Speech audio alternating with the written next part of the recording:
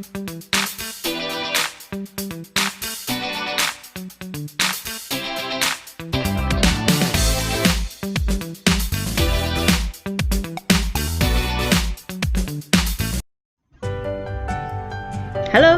anak-anak kelas 9 Tabipun. Semoga semuanya dalam keadaan sehat. Pada kesempatan ini kita akan mempertegas materi yang sudah kalian lewati, yang sudah kalian lakukan mengenai hubungan antara kuat arus listrik, hambatan, dan tegangan pada rangkaian listrik. Baik, kita lihat bersama. Seperti yang sudah saya sampaikan sebelumnya mengenai KD, IPK, dan tujuan.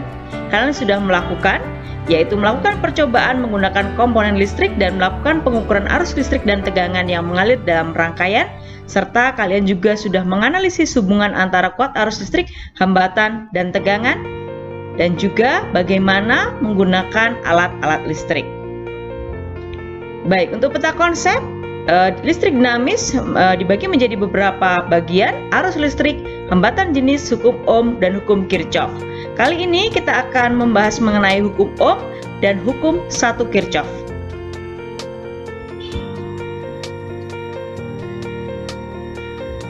Pada hukum Ohm itu ada arus listrik. Mari kita ingat bersama bagaimana menentukan arus listrik dan arus elektron. Kita lihat gambar. Ini ada sebuah baterai, kemudian dihubungkan dengan saklar dan dihubungkan dengan sebuah lampu. Apa yang terjadi ketika saklar saya nyalakan?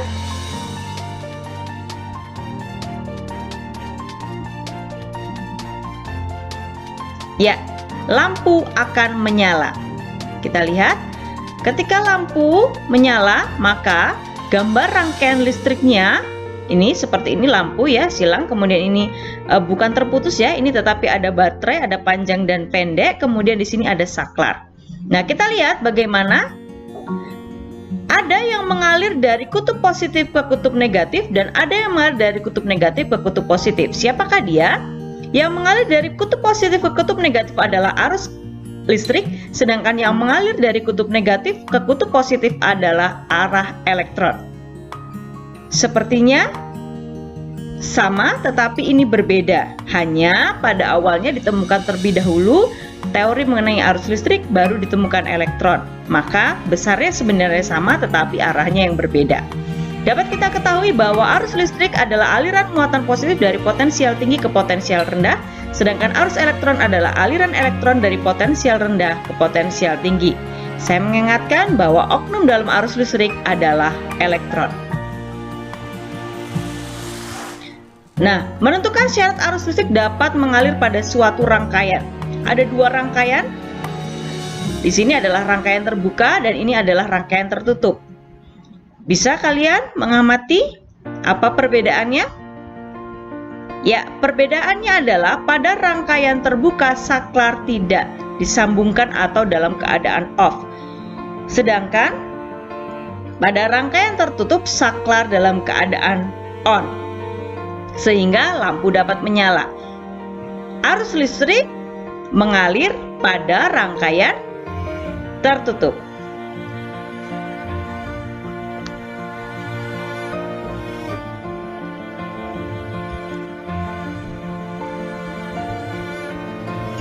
Baik, berikutnya kita masuk ke hukum 1 Kirchhoff pada rangkaian seri. Anak-anak bisa memperhatikan rangkaian yang ada? Ya, terdiri dari sumber arus, kemudian saklar, kemudian ampermeter, kemudian dua lampu. Ini tertutup saya sedikit, tidak apa-apa ya. Ada L1 dan L2. Kita lihat bersama ketika saklar dinyalakan, lampu menyala, apa yang terjadi dengan ampermeter? Ya, ampermeter menunjukkan angka yang sama. Maka, pada rangkaian tidak bercabang, kuat arus listrik di mana-mana adalah sama. Itu hukum 1 Kirchhoff. Kita umpamakan seperti air, maka ketika tidak ada percabangan saluran airnya, maka air yang mengalir di setiap tempat itu jumlahnya sama. Nah, berikutnya pada rangkaian paralel ketika dua lampu, ini ketutup saya sedikit ya, ada satu lampu kemudian ada satu lagi di sini. Kita lihat ampermeternya. Ampermeter yang dipasang di sini dan di sini dan di sini berbeda. Ya, tetapi dipastikan bahwa jumlah yang ada di ampere meter atas dan bawah itu jumlahnya sama dengan ampere meter yang ada di sini. Ya, jumlah arusnya tidak sama. Pada rangkaian bercabang, jumlah kuat arus listrik yang masuk pada titik cabang sama dengan jumlah kuat arus yang keluar dari titik cabang. Nah, mana titik cabangnya? Disinilah titik percabangannya ya. Jadi yang masuk di sini sama dengan yang keluar dari titik percabangan. Itu kalian juga sudah lakukan dan kalian sudah latihan dengan hukum 1 Kirchhoff. Berikutnya adalah pengukuran kuat arus listrik. Ya, saya ingatkan kembali dan saya tegaskan bahwa alat ukurnya adalah ampere meter. Pemasangan ampere meter dalam rangkaian listrik disusun secara seri atau tidak bercabang. Kita lihat seperti ini. Ada sumber arus, kemudian ada saklar, kemudian dia masuk di dalam rangkaian tidak ada percabangan ya. Positif, kemudian ini negatif. Negatif bertemu dengan negatif dan positif bertemu dengan positif.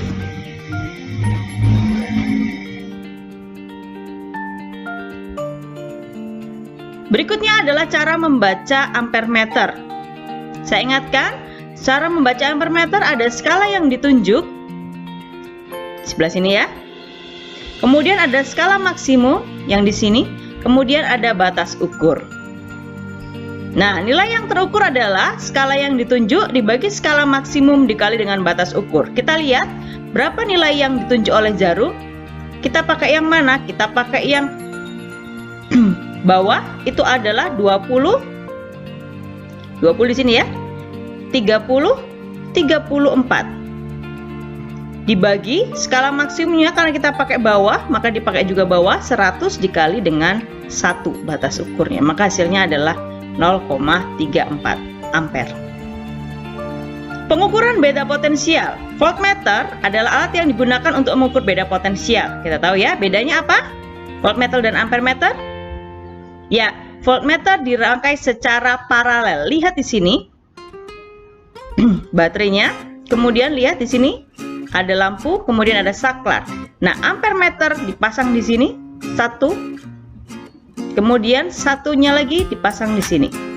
Ya, batas ukurnya berapa? 1 volt. Ini perbedaannya dengan ampere meter. Ini voltmeter dipasang secara paralel. Cara membaca voltmeter sama prinsipnya seperti membaca ampere meter, yaitu ada skala yang ditunjuk dibagi dengan skala maksimum dikali dengan batas ukurnya.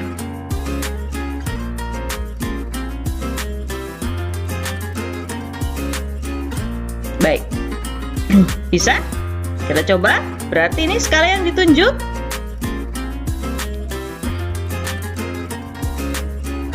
Nah, kita lihat di sini berapa hasil pengukurannya.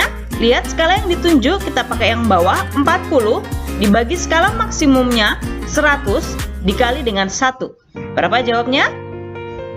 Ya, 0,4 volt. Kita pakai yang atas juga sama, 20 skala yang ditunjuk dibagi dengan 50 skala maksimum dikali dengan 1 volt. Hasilnya 0,4 volt. Pembacaan pada voltmeter dan voltmeter dan ampere meter pada prinsipnya adalah sama.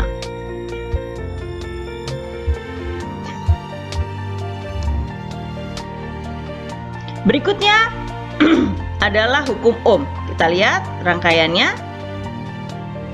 Ya. Oke.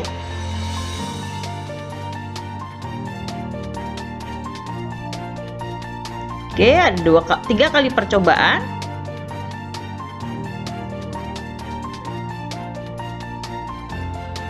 Ya.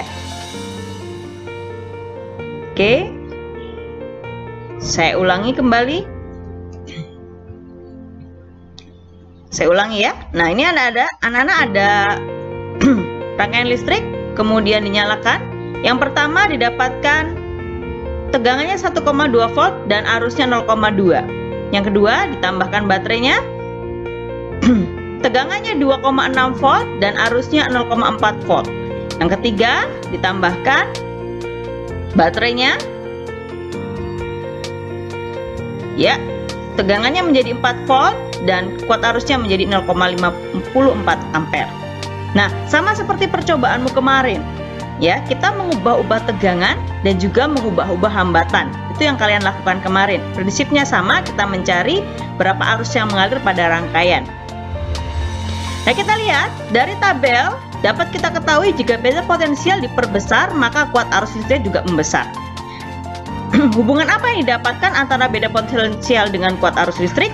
Sama seperti yang kalian buat grafiknya. Kita lihat bersama, berapapun atau dimanapun kita mengukur pada rangkaian listrik untuk hukum Ohm ini memiliki grafik yang sama. Seperti apa? Nah, ini grafiknya. Dari sini dapat kita simpulkan bahwa semakin besar tegangan, maka semakin besar kuat arus listrik. Tegangan berbanding lurus dengan kuat arus. Inilah hukum Ohm, V sama dengan I kali R. Lalu grafik hubungan R terhadap kuat arus I.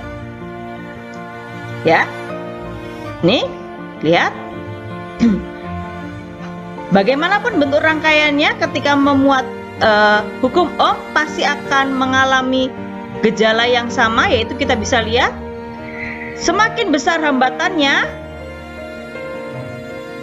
tegangannya semakin kecil.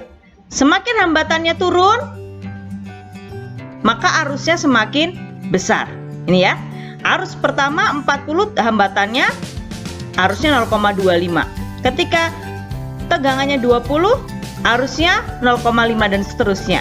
Maka semakin besar hambatan, maka kuat arusnya semakin kecil atau hambatan berbanding terbalik dengan kuat arus. Maka dirumuskan R sama dengan V per I. Itulah hukum Ohm dan inilah grafik yang dapat ditampilkan yang menunjukkan hubungan antara hambatan dengan kuat arus listrik dan tegangan dengan kuat arus listrik.